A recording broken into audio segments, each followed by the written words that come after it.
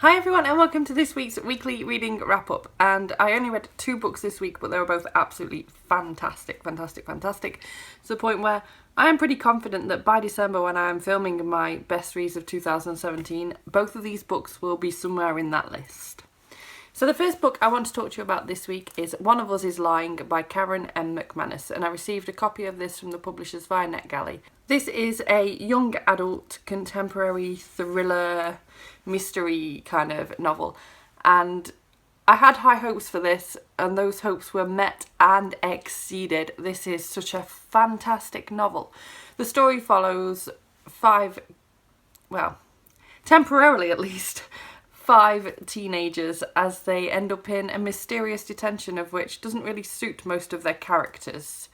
And they're really confused as to why they're there, because all of them are there under quite false pretenses. They were supposedly caught with their phones with them at school, and yet they were all people that had kept their phones in their lockers. The phones that were caught on them weren't their actual phones. So it was almost like they'd all been set up to be there, because the only person that ever really you would have expected to have seen there was someone called Nate, but I will go into him later. So they're all at this detention, and there is an accident outside, and so the teacher temporarily goes and sees to that, and while that's happening, Simon, one of the kids there, actually goes and takes a drink of water, and then all of a sudden just has some sort of allergic reaction and falls to the floor.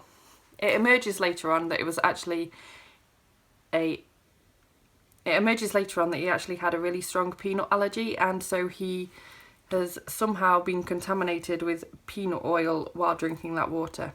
He actually then dies later in hospital, and so everyone that was in that room at detention is a suspect, yet strangely not really so much the teacher, more just the kids. So everyone has their suspicions as to who it may be, and as they go through school, they all go through different phases of being suspected. Sometimes as a group, sometimes as individuals. The police are no better. They try pinning it on each person for various different reasons. But the thing that really makes this a really fantastic read is that you actually get so many different perspectives from this novel. You get a perspective each chapter from someone that was in that classroom at the time in the detention. So you get the perspective of Nate, who is, as I said, the one that looks the most guilty to a lot of people. He is known for drug dealing. He is the school bad boy, the token bad boy.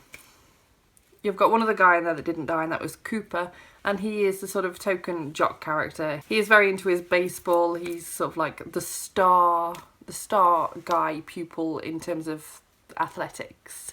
And yeah, he's the one that everybody wants. Well, no. Nate's sort of the guy that everyone wants. All the girls are swooning after Nate in secret and Cooper quite visually. But Cooper is definitely known as being the more friendly one, and so people rarely suspect him. Yet you do read a chapter or two where you think, maybe it was Cooper, because everyone in this group have got their secrets, and Cooper is hiding a massive secret, which makes him look really guilty. And maybe he is guilty. I'm not going to tell you who did it. They all come across as really guilty about something. They've all got their secrets. They have all been a victim, or were going to be victims, of Simon's online blog, where he calls out people for various different things, and all of these people were going to be on that for something, but he died before he could publish it. Next we have Bronwyn, and she is the sort of geeky, clever character that, again, you wouldn't suspect as ever needing to be in detention. Oh my god, is it getting darker by the second? Go away, bad weather. I'm really sorry if the lighting is just dropping with each and every second. It's raining outside, and I just feel like it's going to be pitch black in 5 minutes. But yeah, Bronwyn is the sort of brainiac, the one that everyone expects to do really well, and of course she is harbouring a massive secret too, and makes her look really guilty too. And then finally we have Adie, who is very much a kind of beauty obsessed, very materialistic kind of character. So you've got so many different spectrums covered within the sort of school area, to the point where every kind of stereotypical character that you can think of features in this novel, and you get their perspective upon what is happening to them during this investigation as well. And I loved the whole mystery aspect. I loved the friendships that form. I loved how realistic and in-depth every character felt. And I just realised that I'm really waffling on about this book, and I should probably stop there because this is a fantastic read, but I don't want to go into it any more than that because I will be doing a full book review closer to the time. But let it be known, I love this novel so much. I think it's one of the best young adult novels I have read, possibly ever.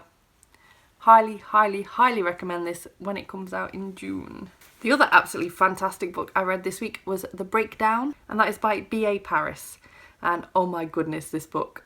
Oh, this book. I could have read this in one sitting if I didn't need that thing called sleep. I started it the other night and I was like, oh, I need to put this down. Just one more chapter.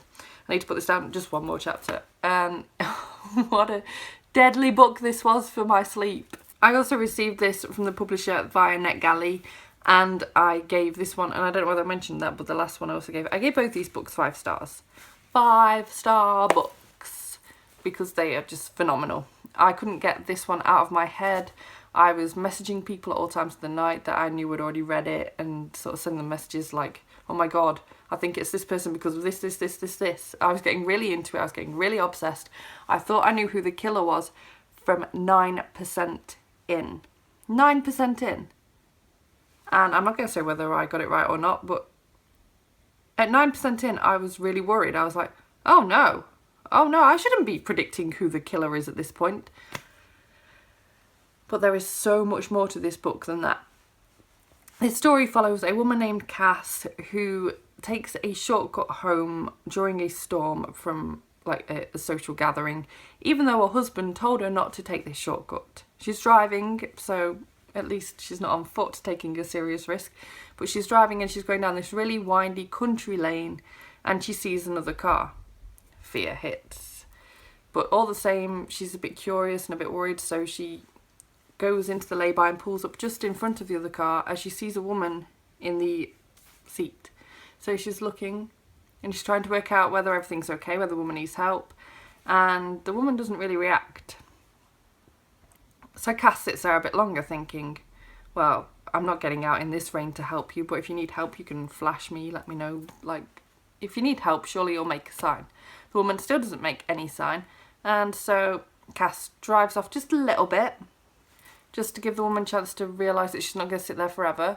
And again, the woman doesn't do anything, doesn't react, doesn't flash her headlights, doesn't try and frantically wave, does nothing. And so Cass thinks, I'm not going to get out, because you hear about all these traps where, like, you think that you're helping someone or you've found something and then those people jump out, they steal your car, they rape you, whatever, etc. She's not going to put herself at risk. So she thinks nothing more of it, drives off home, gets in bed. Wakes up the next day, her husband lets her know that a woman has been murdered just down the road, and it turns out to be this woman that Cass drove past. I don't want to tell you anything more than that. That is all you need to know. This book is a complete mindfuck, and you don't need to know anything else, because if you do, I might accidentally give something away, and you want to go into this as blind as possible. That is all you need to know. I love this. Fantastic thriller, kept me on the edge of my seat, guessing at every turn. As I said, I had my own prediction, but then as more things happen, I go, oh my god, I think it is actually now pitch black. If you can see me still during this video, I'm really sorry if you can't see me, it's probably more the point. Why is it so dark?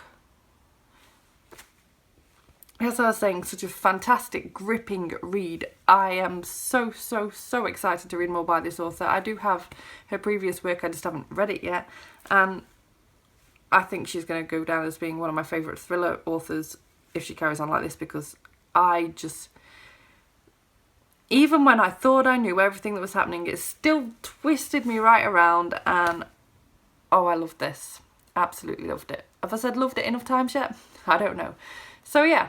I may have only read those 2 this week, but what a fantastic reading week it was all the same. I am that far into, how far? 90 odd pages into My Not So Perfect Life by Sophie Kinsella. If you can see this, oh my god, it is actually dark. What on earth? I'm really enjoying this. I could have finished this by now, but I've been making myself, as ridiculous that sounds, making myself read this at a reasonable speed because I want to savour it. It's beautiful. It's probably already, even though I'm only 90 pages in, my favourite Sophie Kinsella novel ever. And I just want to savour it. I want to enjoy the journey that I go on. I want to enjoy the experience, and I don't want it to be over, so I'm taking it really slow on purpose. I'm also halfway through my current audiobook, which is The Girl in the Spiderweb. I think that's what it's called. The 4th book in the Millennium series by Stieg Larsson, although this one is the first one written by someone else. And I can tell it's done by someone else. It doesn't have quite the same feel to it. The author's still done a great job at trying to replicate the atmosphere and the characters, but it just doesn't feel quite right to me, and that is causing me a little bit of trouble on the enjoyment level. But I'm enjoying it to an extent. I'm going to keep going with it, and I'm going to see how it goes, and hopefully I'll have finished it by this time next week.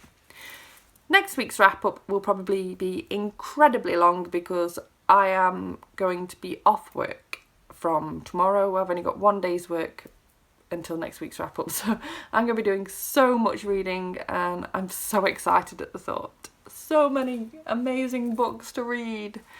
Let me know what you've read recently. Let me know whether you have read either of the books I mentioned today or are planning to pick either of them up. If you like this video, please give it a thumbs up, subscribe if you want to see more book reviews and other bookish content from me, and I will see you on Friday. Bye bye!